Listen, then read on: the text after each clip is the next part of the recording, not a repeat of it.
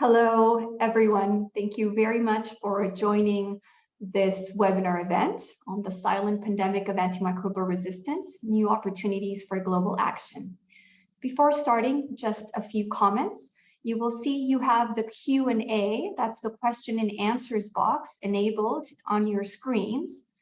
Please add any questions you may have for the panelists in this section. The chat is also enabled.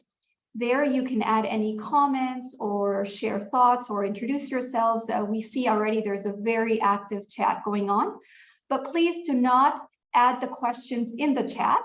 Otherwise, you might not have those addressed, as we will be selecting those that are on the Q&A function only.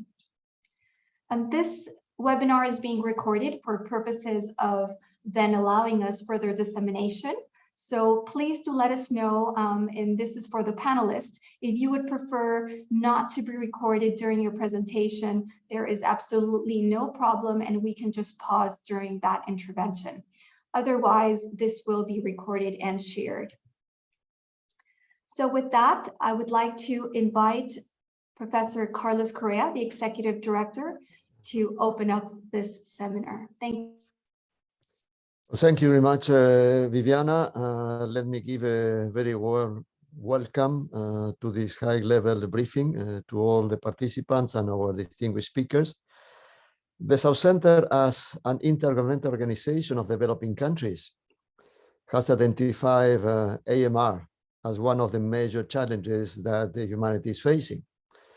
But as we know, this challenge is particularly severe for developing countries because of the weaknesses in the sanitary systems, because of the lack of access to water in some cases, or because of shortcomings in infrastructure. So therefore, the South Center has been working over the years in order to create awareness among governments and civil society, to engage strongly civil society to find responses to AMR. And certainly, we also want very much to promote very concrete actions to be taken in developing countries in this field. We are very, very pleased that this work has been done in partnership with REACT. We are very pleased that REACT is co-organizing this event with the South Center. So thank you very much to Otto, the founder of REACT, and also to Meijing Ren for their cooperation. Let me thank in particular our distinguished speakers, especially the Ministers of Health of Zambia and Ghana. We are very privileged to have you in this briefing. And we certainly look forward to meet Minister Masebo in late July and other participants in these events at the South Center REACT Regional Conference on AMR in late July. So finally, let me just mention that there is an important opportunity right now. And this is opened by the negotiation, the forthcoming negotiation of an instrument on pandemic. This is called the Pandemic Treaty, but still it's not known what the legal character of this instrument will be. In any case, this is a major opportunity for developing countries to express their needs. It is critical that developing countries participate actively in this exercise. It is critical that developing countries ensure that their particular conditions and interests are reflected in the new rules and disciplines that may be adopted. So this is a major opportunity, and we want to discuss with you how this can be used in order to promote a global response to AMR that serves the interests and particular needs of developing countries. So thank you very much, and I wish you an excellent discussion. Thank you very much, Professor Correa. I would like now to give the floor to Professor Otto, founder of REACT. Thank you very, very much. Thank you again, Carlos and South Center for hosting this webinar together with us, and not the least the honorable ministers and the high-level representatives from 3 countries that will share their country experiences and perspectives.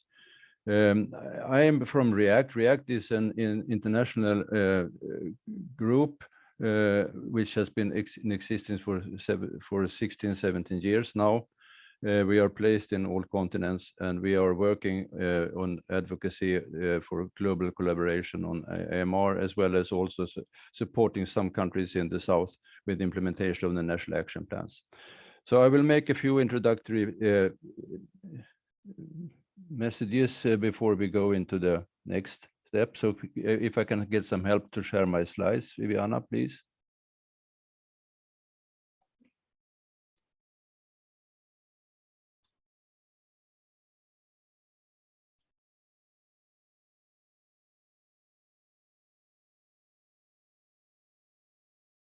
I can't see your the slides, unfortunately.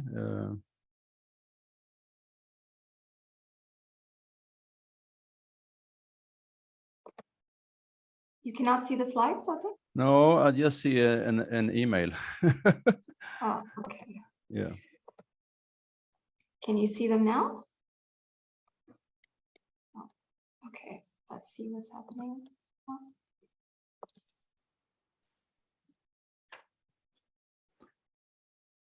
While we're solving this technical issue, I can just start by echoing what Carlos was saying. As we know now, and everyone is aware of finally that we have some global estimates about on the mortality and burden of antibiotic resistance since the Lancet paper on the GRAM study, where 1.27 million people are dying, most of them in South Asia and Southern Africa. 1/5 of the deaths are in children under 5. And this is a great concern. Now, the mortality is higher than for malaria and HIV. The burden is specifically hitting, as I said, the children, and not the least the prematurely born children, where we see higher resistance levels in some cases of sepsis, and also a huge mortality from those infections. So we have a major crisis on our hands. It has not been dealt with as it should have been. Next slide, please. Yeah, this is just one example of how babies are hit with this pandemic. Next slide, please.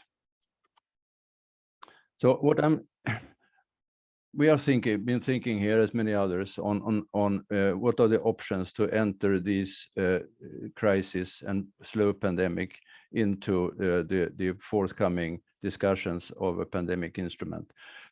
First of all, AMR is really a pandemic in itself. It's bacteria that are spreading globally. I will show a slide in a minute. So we have an ongoing silent slow pandemic. It's an ongoing increasing threat to all health systems, particularly the weakest ones, and to global development, and to the fulfillment of sustainable development goals. And moreover, antibiotics are not only essential for the treatment of common infections in the community and hospitals, but also as treating the bacterial complications that follow virus infections, like the pandemic we saw in 1918, the Spanish flu, and also the swine flu. Many of those deaths were really caused by bacterial infections. Moreover, global governance has been too weak, and many commitments that have been declared in political declarations has not been fulfilled. So next, please. This is just one slide showing the pandemic proportions of antibiotic resistance. This is one strain, a particular bacterial strain that was starting in Asia. Then over 10 years, it spread. The same strain, the same particular bacterial strain was detected in all continents. So we have under the surface and under the radar, an ongoing spread of these multi-resistant and difficult to treat infections. Next, please. Again, all health systems are hit. Basic healthcare is challenged. Maternal and child health, and not the least modern medicine with cancer in the top of this pyramid. We simply need to have functioning, sustainable access to effective antibiotics in health systems. Otherwise, they will crumble. Next, please. So over the years, we have been following, I've been working with WHO and many organizations over a long time now. And in 2001, there was a strategy for containment of antimicrobial resistance. But it wasn't until 2015 that this really there was a leap, and the Global Action Plan came in action. The reason for this slow governance or slow momentum is probably, again, that it's a technical issue. It's invisible. It's not a disease. Now we have the data. It's complex to formulate narratives. But also, and I think this is a real problem, that there had been such a great over-reliance that there will always be, at least for the rich countries, new antibiotics around the corner. Next one, please. So there is, for sure, we have a governance mechanism, which is the Global Action Plan, but a recent analysis showed significant gaps in implementation, lack of progress on mobilizing resources, and in fact, less than 40% of countries have a formalized operational funded plan for AMR. So next, please. So to end this short introduction, I think there are options to enter AMR as a threat to health, and moving beyond the virus infections that also include all health threats that are relevant and have pandemic proportions. We need to have some components in this, which are also similar across the other pandemic threats. So for sure, we need global surveillance and early detection. Infection prevention and control is needed, research and development, and not the least sustainable access to these countermeasures, antibiotics, bacterial vaccines, and diagnostics.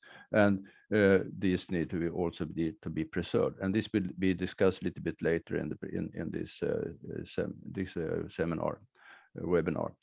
So thank you. With that, I hand over.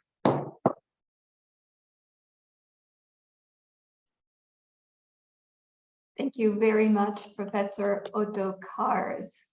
Now we will be moving to the segment of our webinar where we will be hearing from different country experiences. So this will showcase some of the progress, important progress that's been made, but also highlight some of the challenges and how this links to this potential opportunity through the new international instrument that may be concluded for pandemics. So for the first presentation, I have the pleasure and the honor to introduce the speaker on behalf of Her Excellency, the Honorable Minister of Health of the Republic of Zambia, which is Ms. Sylvia Masebo. And I'd just like to ask our colleague if you are able to put your screen.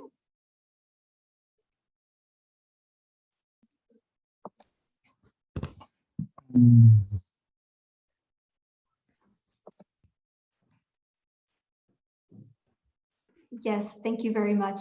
We see you. Thank you.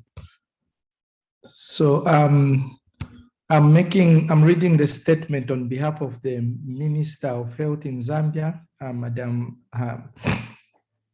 Sylvia Masebo, the Minister of Health, and she was scheduled to be on this meeting, but just about 45 minutes ago, she was summoned to go to the Vice President's office for an urgent matter. So she asked me to read her statement. My name is Professor Roma Chidengi. I'm the Director General for the Zambia National Public Health Institute. The Zambia National Public Health Institute is the host for the National AMR Coordinating Center in Secretariat. I will read the statement now. Let me begin by thanking the co-hosts for this opportunity to add Zambia's voice on the global threat of antimicrobial resistance. Thank you for creating a platform for facilitating this discussion and interaction at this level. Following the adoption of the Global Action Plan, Zambia undertook a One Health approach and developed a multi-sectoral national plan on AMR and has set ambitious targets to the various facets and factors influencing development and spread of AMR in the local context. We are now in the 5th year of implementing our AMR National Action Plan, and allow me to highlight a few important priorities and activities we have undertaken as part of National Action Plan implementation.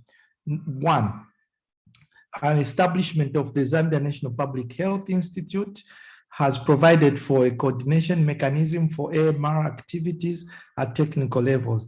The ZNPHI serves as a secretariat for the AMR-CC, which in the spirit of One Health comprises of designated focal points from line ministries, government agencies, and cooperating partners, including FAO, US CDC, WHO, as well as academia and civil society.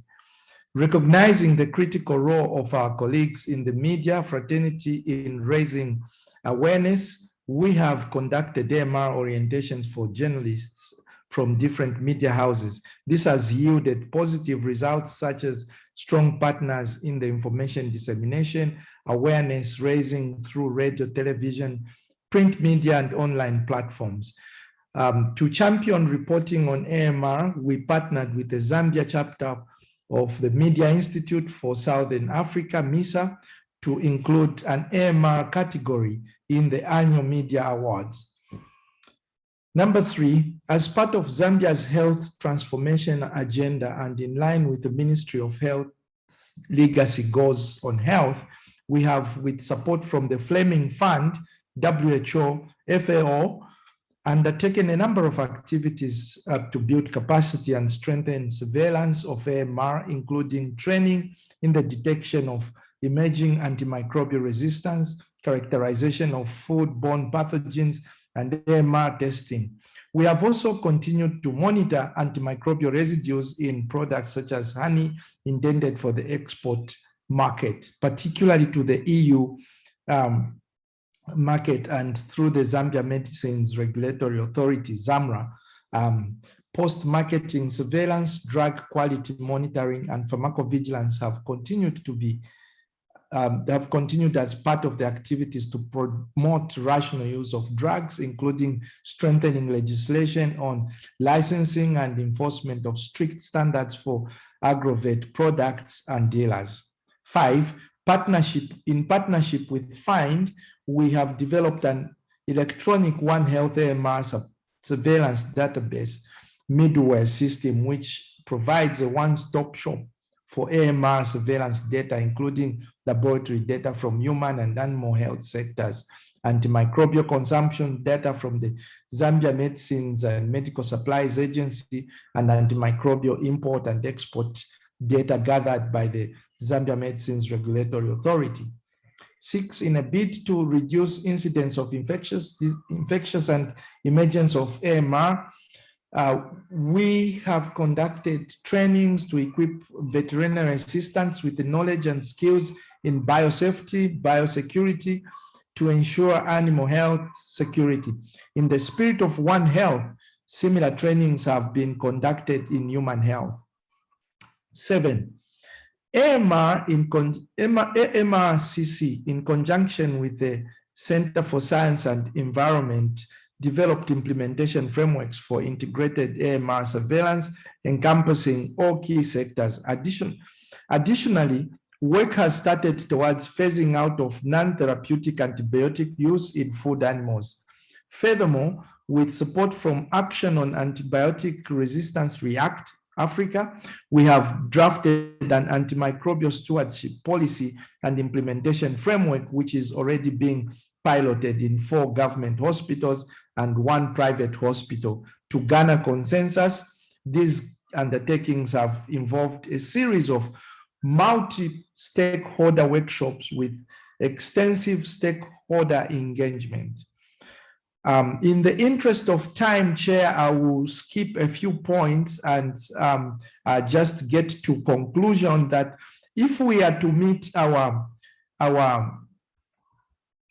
regional and global aspirations, universal health coverage, sustainable development goals, and AMR to be a part of human, animal, and environmental health agenda, we must not pass this opportunity. We can either get it right or lose it. Chairperson, allow me to conclude my remarks by reaffirming Zambia's pledge to honor commitments to curb and develop and to curb the development and spread of AMR. I urge my fellow health ministers and leaders to arise and be AMR champions, that the future generation will stand on to curb the threat of antimicrobial resistance. I thank you, read on behalf of Honorable Sylvia Masebo. Thank you very much, Dr. Chilengi, and for Her Excellency Sylvia Masebo, Minister of Health, for those words. And again, that call for action and to seize this opportunity at this moment for more global action on AMR. So with that, I would like to now turn to listen to the words of the Honorable Minister of Health of the Republic of Ghana, Dr. Kwaku Agyeman Manu. So I will be sharing with you now the video.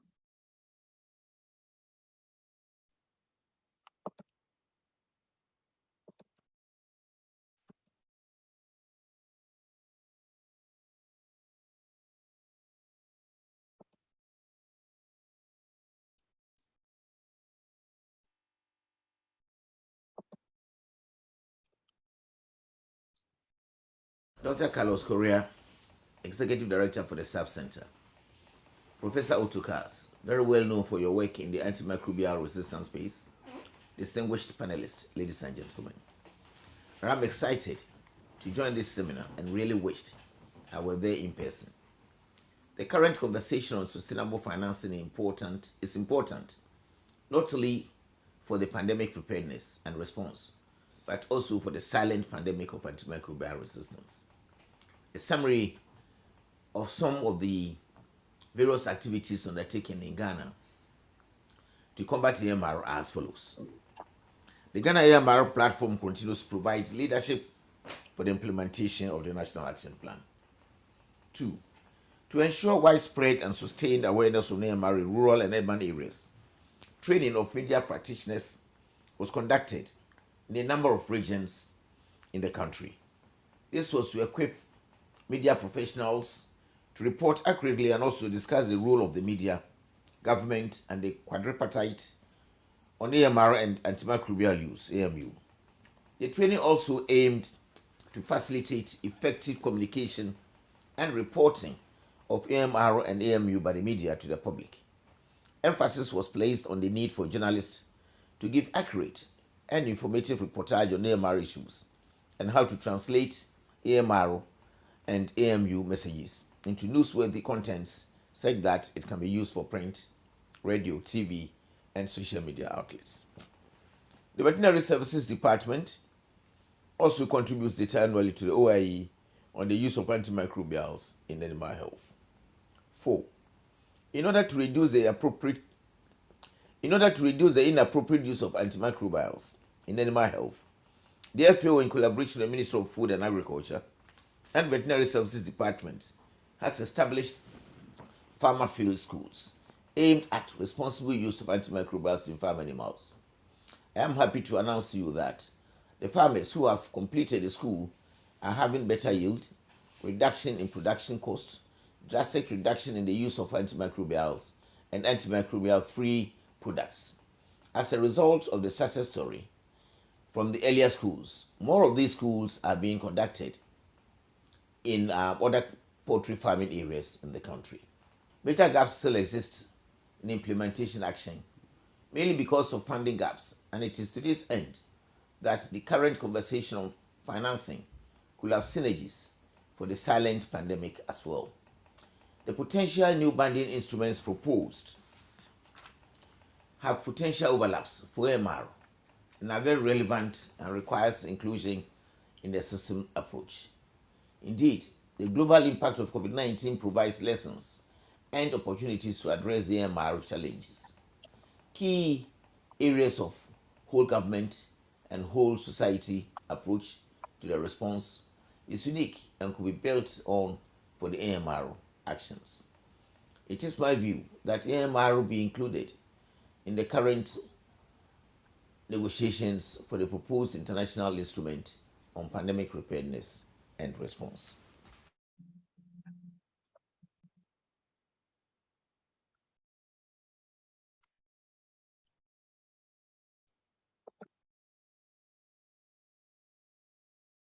We thank very much His Excellency Agyeman Manu for those insightful words, and especially showing those important linkages cross-sectoral in the actions that need to be taken on AMR. I have the pleasure now to pass on the floor to Dr. Martha Gyansa-Lutterodt, who's Director of Technical Coordination in the Republic of Ghana. Martha, you have the floor. Thank you very much. I think that the Honorable Minister has already raised the key issues why it is important that the issues regarding AMR be considered within the current discussions on the binding instruments for pandemic preparedness and response. I think that it is clear that AMR remains a very silent pandemic, just waiting to explode on all of us. Of course, the COVID-19 has demonstrated to us why the AMR issues need to be considered together within the pandemic preparedness agenda. Why is it so? Because a lot of mortalities, especially the data, when you have it, is staggering. And it is important that we as countries make our voices known, especially when it comes to the binding instruments and what they offer to countries, especially from outside of the world. The issues of infection prevention and control, we saw in COVID-19, the issues about the need for diagnostics and the need for technologies, especially the issue about equity of technologies, are clear indications that AMR fits very well into the bill for a pandemic preparedness treaty. I must say that research and development are strategic, and these are cutting across.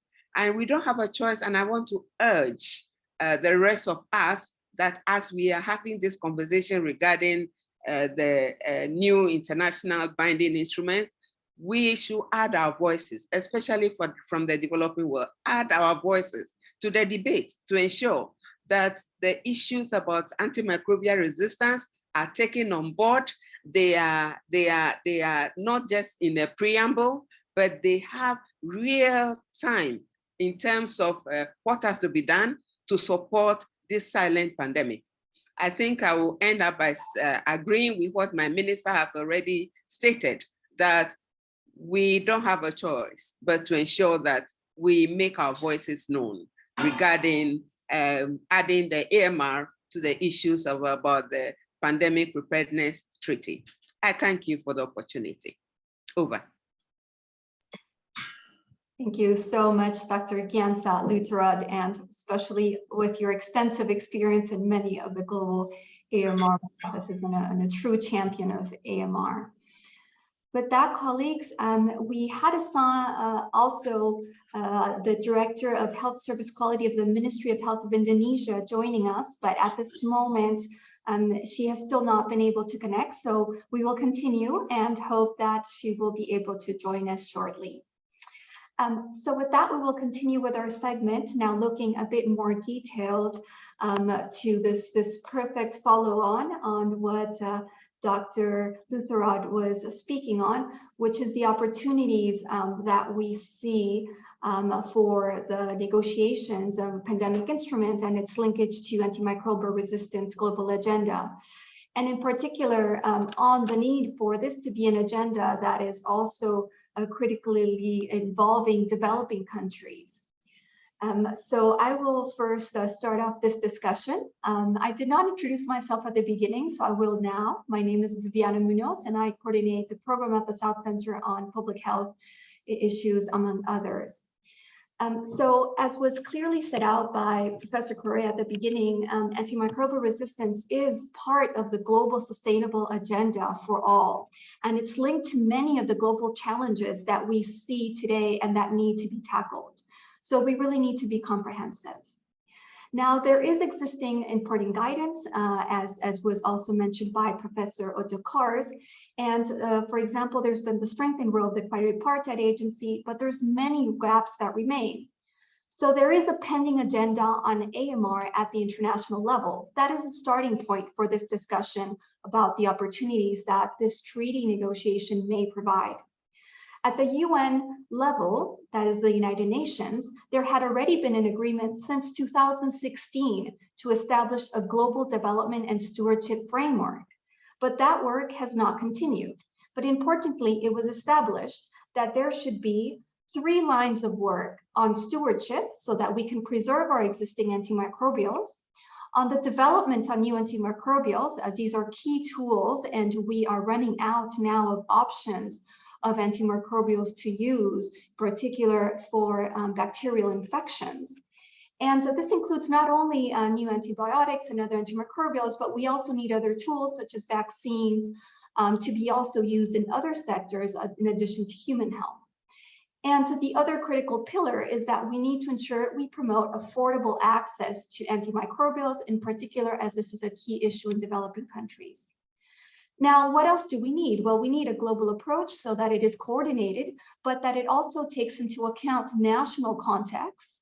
So we need critical actions, but they have to be proportional and really tailor-made to the national context. And all this framework must give us accountability for government action, as well as accountability of the multiple range of stakeholders that we need involved across sectors. So again, this process now is an opportunity. The new potential multilateral legal instrument under the World Health Organization has a very important role to play. Now, this is quite unique. This negotiation has not taken place in terms of a new international instrument in WHO for many years. We don't have many precedents. So it is really an important development that we are at this stage. But important elements to define are moving forward. For example, the instrument itself has not been defined. It may have some binding elements. It may have some non-binding elements. The construction is all yet to be made. Critically, the treaty must be inclusive. It must include participation of all member states, including of developing countries. And we also need to ensure that stakeholders can be heard. Now, the state of play right now is that the special session of the World Health Organization in December 2021 decided to establish a working body, which is the Intergovernmental Working Group of member states, with the mandate to draft and negotiate a convention, agreement, or other international instruments on pandemic prevention, preparedness, and response. A bureau was established that has regional representation, and there are 2 co-chairs managing the process. The IM Bureau is supported by the WHO Secretariat in its work. All member states are able to participate, and there has been processes for stakeholder participation in the INB meetings, as well as side meetings, for example, through particular consultations with stakeholders. Right now, there is a draft annotated outline that has been developed as a white paper. So this outline is a compilation of key themes that should go into the international instrument. Now, again, the decision about which shape should the instrument take is yet to be decided, and that should be done before the next INB or by the next INB meeting, which would be the 2nd session of the INB, which is that negotiating body, which will be taking place from the 18th of July to the 22nd of July. So right now, the target would be to decide upon which would be the format under which article of the WHO Constitution this instrument will be negotiated. So that means we're looking at a short time frame from now to that decision point.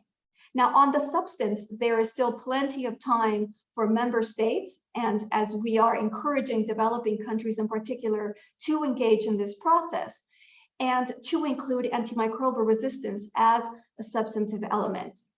Right now, the text is open for comments by stakeholders. Of course, the member states at any point of time can provide written comments in addition to their participation. And this can be sent to the governance unit at who.int. I will shortly also put the link here for you to include.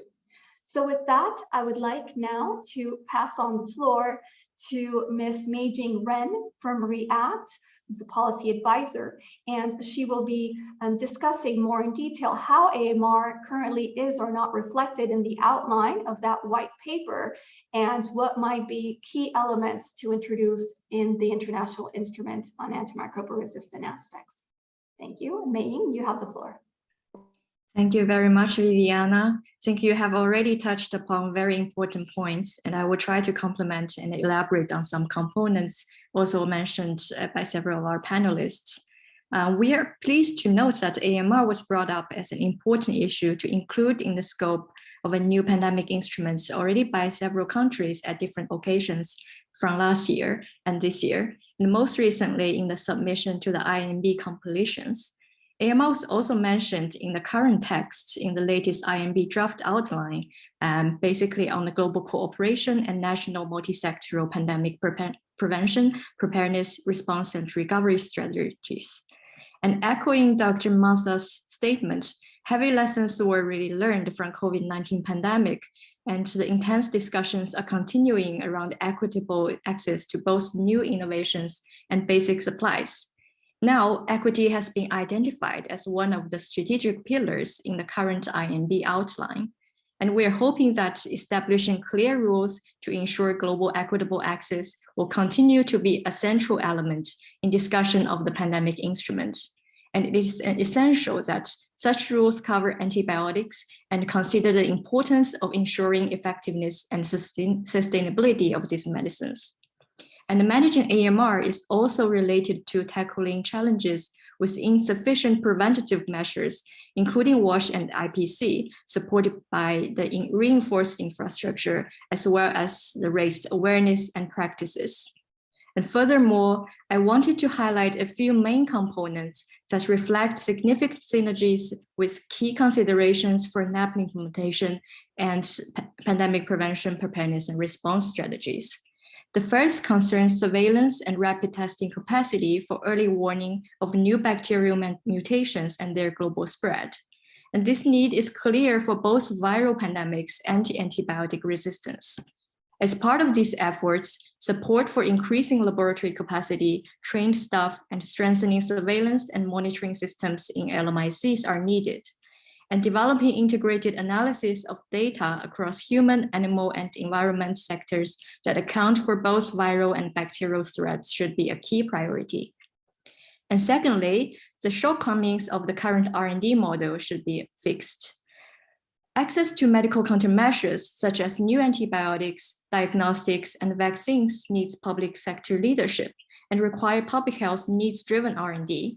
And global prioritization, coordination of R&D activities, and long-term funding of R&D relevant for pandemic preparedness and response, including for antibiotics, should be prioritized. And here, we need to promote an end-to-end approach in which all actors and challenges along the entire chain from early stage research to production and access are connected.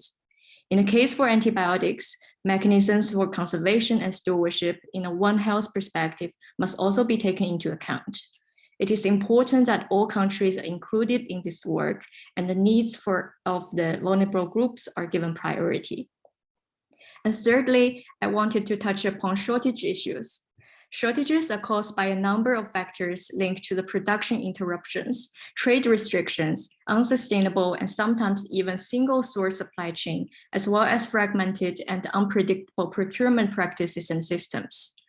A pandemic instrument should promote greater transparency in global pharmaceutical production capacity and in global supply chains, and creating more regional diversification of API production and product production capacity will be instrumental. And this new pandemic instrument should also establish clear procurement practices for essential medicines, including antibiotics, through global or regional pooled procurement mechanisms.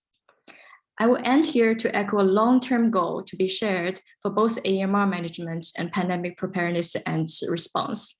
That is to protect antibiotics as a global public good and ensure equitable, affordable, and sustainable access for everyone in need and everywhere. And thank you. Thank you very much, Mei-Jing Ren. This brings us to the end of the presentation section, but I will check now if we do have the kind of participation at this moment from our remaining speaker that we had with us today. May I just check if that is correct?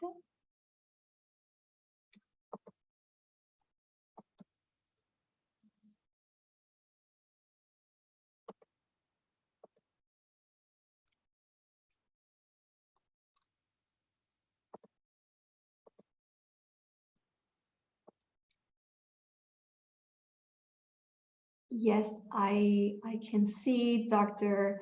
Komaryani. Thank you very much for joining us from the Ministry of Health of Indonesia.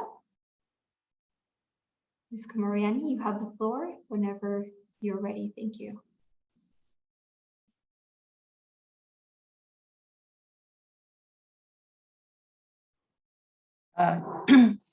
Thank you. Good morning, good afternoon, and good evening, distinguished speakers and distinguished participants. First of all, thank you for REACT and South Center for this opportunity to me to share about AMR control in Indonesia. Can I share my screen? Yes, you should be able to do so. If not, please let me know.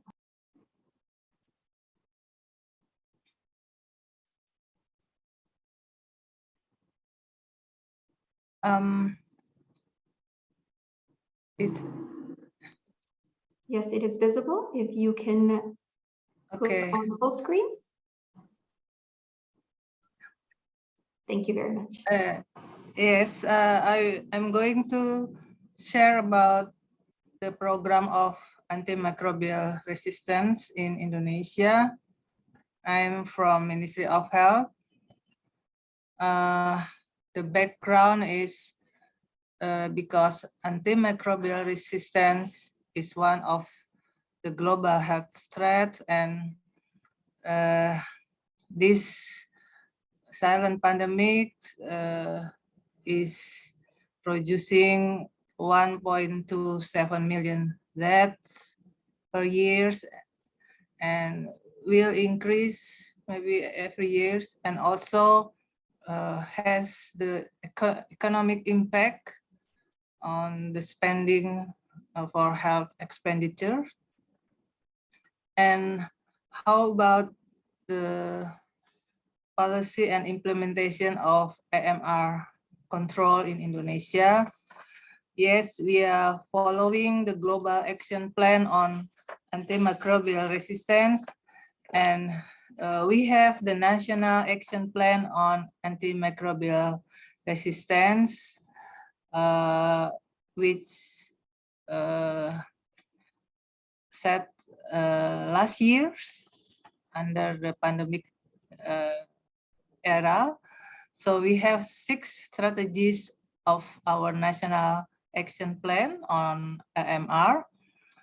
The first one is raising awareness, and the second is to improve surveillance and research, and also to reduce the infection by providing IPC, and to monitor of non-standard antimicrobial use. I mean, this is sometimes illegal use of antimicrobial, and also how to increase investment in new treatment and also new antibiotic.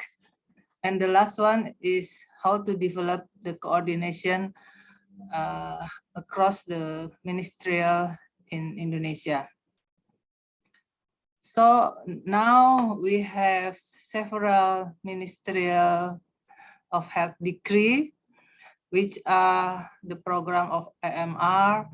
And also we have National AMR Control Committee, which composed of experts from university, from hospitals. And also we have the guideline for use of antibiotics, the guideline on antimicrobial stewardship. And also we have the ministerial decree on the standard of hospital accreditation. And one of the standard is on antimicrobial resistance program. And how about the organization and governance?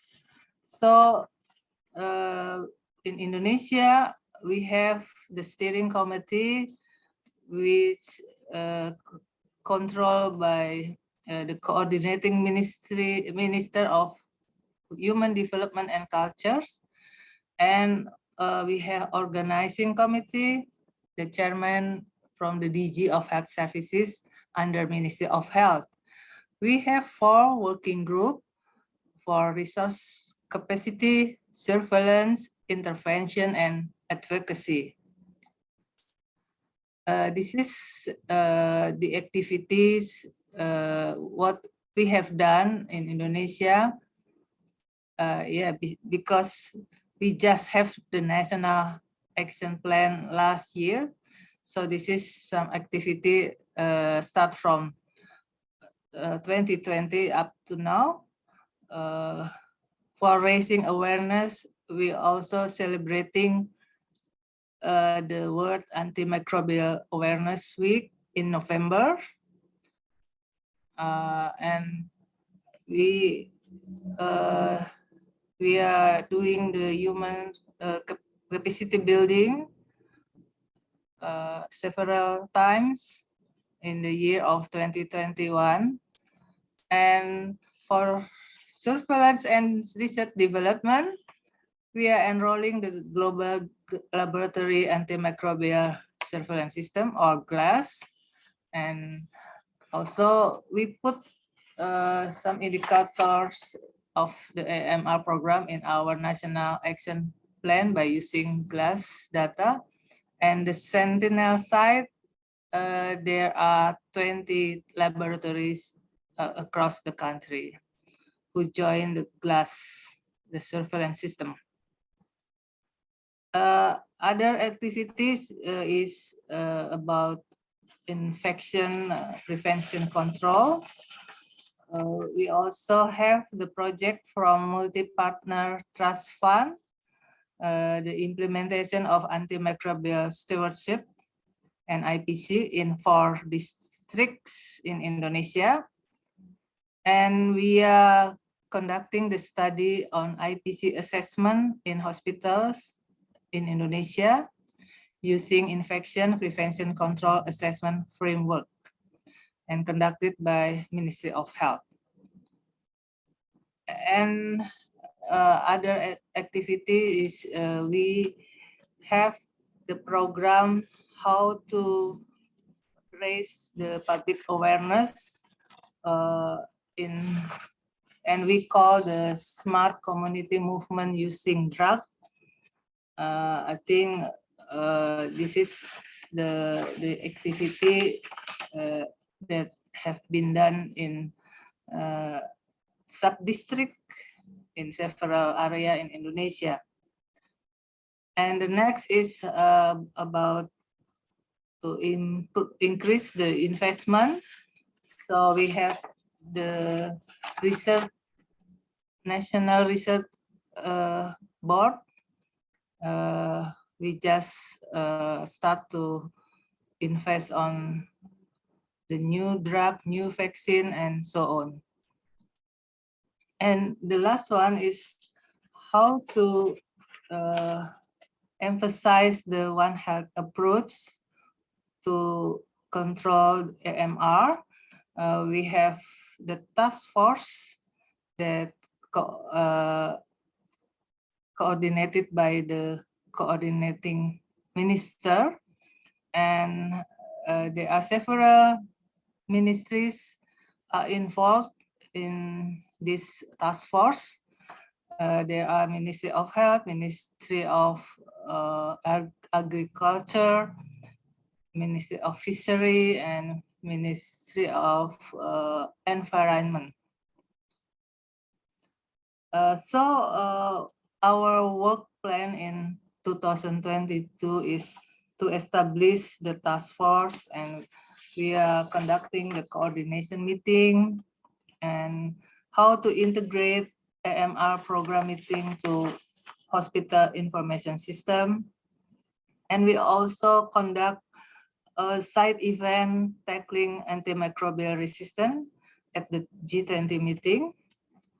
And we are continuing to implement IPC WAS under multi-partner trust fund. So we will celebrate the World Antimicrobial Awareness Week in next November. We conduct the dissemination to people, to stakeholders about how to use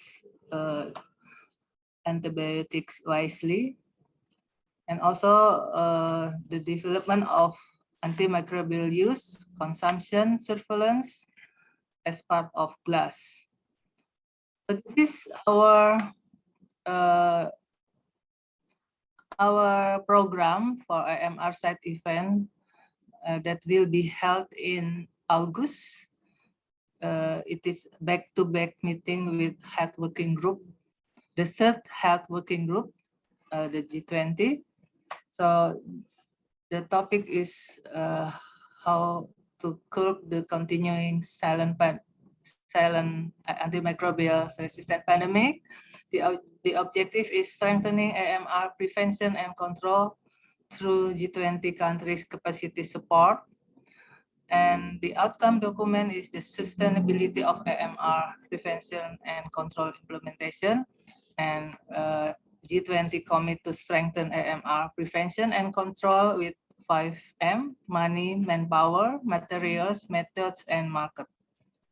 So our key takeaway is the implementation of National Action Plan on AMR requires multi-sectoral collaboration with One Health approach, and the sustainability of AMR control program need to be supported by the commitment and budget priorities of ministries and also development partners.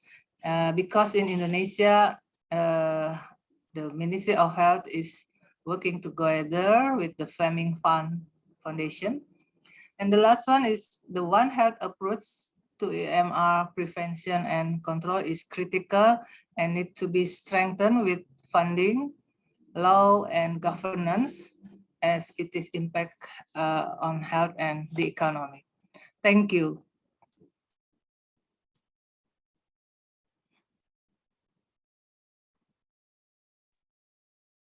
Thank you very much, Dr. Komaryani, for that very comprehensive presentation, and also for the leadership of Indonesia and the G20, for example, and inclusion of antimicrobial resistance as a key theme. With that, we will now be coming to the end of presentations, and we are now in our questions and answers session. Thank you for staying with us a bit over the planned time, but we did want to note that we have an open question in the chat, and this is from Gabriel Pedone, who asks, how can we convince governments that AMR is a fast-growing burden? Unfortunately, seems not to be always in the government's agenda yet. So Martha Gyansa-Lutterodt, she has already provided here partial response, but Dr. Gyansa-Lutterodt, if you could please come in and just make that additional comment, please. Oh, thank you very much. I thought that the issues regarding our governments paying attention to AMR will stem from the fact that the information they have, the data we have, especially from other countries who are doing some work regarding the economic parts of what what is giving us the trouble. Take, for instance, the issue about COVID. COVID is about life and death, so governments were rushing into it. And therefore, I think that the key issues around COVID are the same issues around AMR. And I think that once the data comes out clearly regarding what is needed and what has to be done in terms of equity, in terms of access, in terms of all the framework for the instruments are concerned. So I think that it is, if as a country we don't have the data, that is where we should pay attention to the research and development issues and get the information that the media can help us, especially in disseminating them. This is what I can say immediately. Over, please. Thank you very much, Dr. Gyansa-Lutterodt. And this has been an outstanding, important issue, as was also mentioned by Professor Otto. There is not sufficient estimation of the cost of the AMR containment measures, but also we need to work on the economic case for the investment so that we also have ministries of finance supporting the ministries of health and agriculture and other sectors in this. So just to note that there has been an economic case showing that the return on investment on antimicrobial resistance, such as for universal access, generally or others, should be very, very positive in terms of potential returns if we make the investments now versus the cost of not taking action and then dealing with the impact of the crisis. We also have another question that was posed in the Q&A. We'll take this last one as we are over the time. So the question is with regards to the sections for introducing AMR. This was addressed by Ms. Mei-Jing Ren, and on CSO engagement, this is also very important. There is a process for stakeholder engagement, as I also mentioned, and as noted until the 24th of June, again, the comments can be provided by all stakeholders directly in the link as well that we have added in the chat. So these are constant opportunities now to engage, and the current outline does include AMR as one of the potential obligations. It would be important, as Mei-Jing Ren also mentioned, that AMR different areas are streamlined throughout the text, including for means of implementation and the areas with regards to access to antimicrobials and other medical tools, just as this is also critical for the recovery and critical aspects for the pandemic treaty itself. So with that, I do not see that there is any other question unanswered. And so I will move now to Professor Carlos Correa, invite you for the closing. Thank you. Well, thank you very much, Viviana. Thank you. Thank to all the speakers and to participants. Let me just make a few comments on what has been discussed. Professor Kars has mentioned that mortality caused by AMR is higher today than that caused by malaria and HIV, and that it affects in particular children. It has been mentioned that the impact of AMR is not only on health, it's also an economic impact. So the question about how to convince governments to work more in this area is very important. We hope that this event and the future work that we are going to undertake, in particular in cooperation with REACT, will contribute to that end. It was also mentioned, and this is very important, that AMR is a pandemic in itself. So it's very legitimate to bring this issue into discussion of the so-called pandemic treaty in the World Health Organization. It was mentioned that the global governance on AMR is still weak. There is a need to strengthen, and there is the opportunity to do this, to the discussion of this new instrument in the World Health Organization. And it was also mentioned that less than 40% of countries have operational funding plans. So there is really a need to improve this and to work with developing countries in Africa, in Latin America, in Asia, to improve their capacity to implement concrete actions in this field. I was impressed by the progress made in Indonesia, in Zambia, in Ghana, in relation to the actions for AMR, to prevent AMR. The cross-sectoral approach that has been applied, the creation of committees, reaching the media, and trying to make the population aware of the major challenges that AMR are bringing to our societies. All these are very important, and we really commend the governments for the work that they are doing. So finally, regarding the prospects of this instrument in the context of the World Health Organization, as it was mentioned, this is a major opportunity. As Marta said, we need to add the voices of the South. We need to add the voices of developing countries.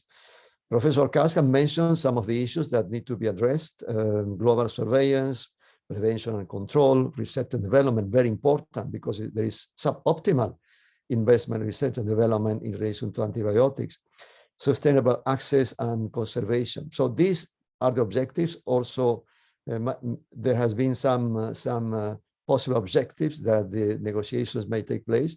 These negotiations are complex. Some of the countries are very well prepared. They will pursue their own interests. So it's crucial for developing countries to actively participate. It's crucial also for civil society to make contributions at this stage in cooperation with the governments. We need to submit drafts. We need to ensure that the views and the needs of developing countries are reflected. This is not an easy task. It's challenging, but it's possible. The South Center will be, of course, ready to support developing countries in this process. This is one of the main functions of the South Center, to provide support of developing countries in international negotiations. And we hope also that the process itself will help to create awareness among governments and civil society about the importance of considering AMR as a pandemic and to find solutions in the context of this forthcoming negotiation. So with this, let me again thank very much our distinguished speakers, thank Otto Cars and REACT for the cooperation to organize this.